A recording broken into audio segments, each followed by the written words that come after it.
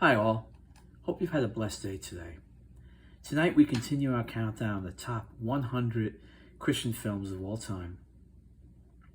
Tonight we're at number 46, Noah's Ark, released in 1928.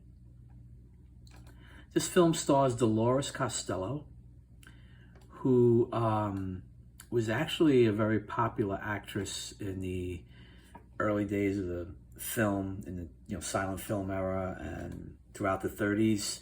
She was a child star from 1910 to like 1921 when she started making more grown-up films.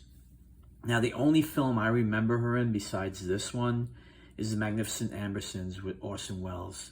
And in this film, she plays two roles. She plays Marie in the present and Miriam in the past.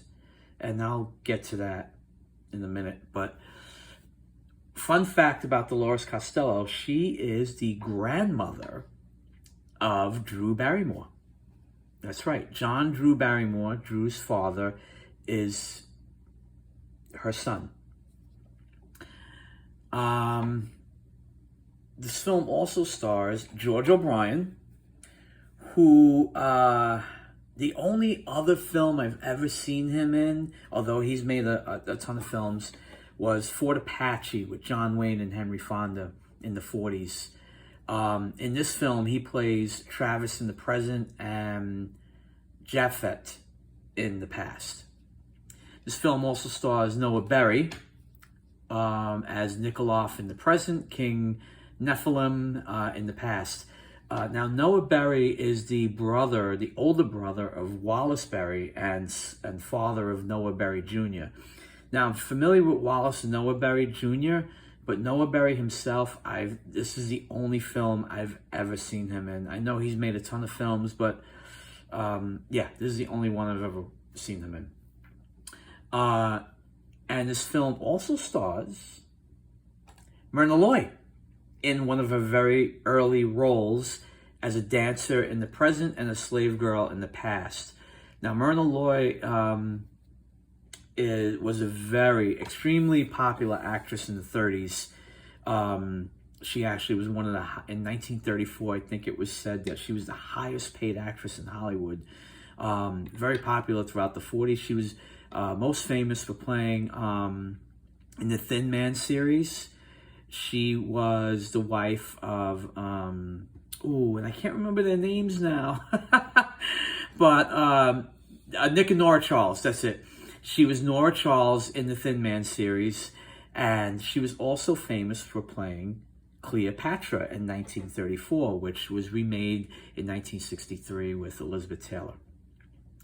Anywho, so Noah's Ark, silent film, or should we say a partial silent film, because there were some songs in the movie that you could hear that they put on the soundtrack, but nobody spoke a line of dialogue.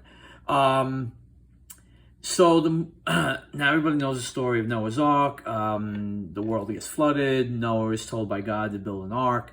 Him and his family, and two of each animal are on the ark.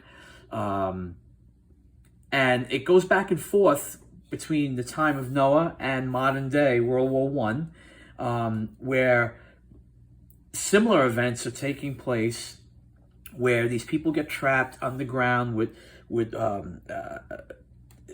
little flood of blood happening, and a priest who's with the people trapped underground says, "Hey, this reminds me of Noah's Ark," and he goes on to tell the story. And the similarities between what they're going through and Noah's Ark are made clear.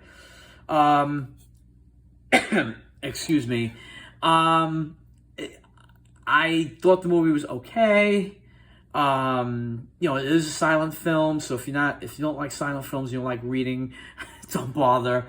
But fun fact here, and it's not really a fun fact, it's just, I'm sorry, I should have said a trivia fact, is that they used, I believe it was like 100 and, I don't remember now what the amount was, but there was 600,000 gallons of water used for this movie and for the flood.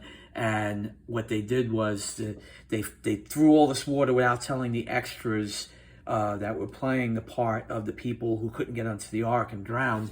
3 people were actually killed, and one of them was almost John Wayne. In a very early, he was an extra in this film, and you know, so this film was responsible for Hollywood instituting safety measures, safety regulations, and stunt work and things of that nature. So, but there you have it, Noah's Ark, 1928. Thank you for spending this time with me. Thank you for watching my video and supporting my channel. We'll be back tomorrow with number 45. God bless you all.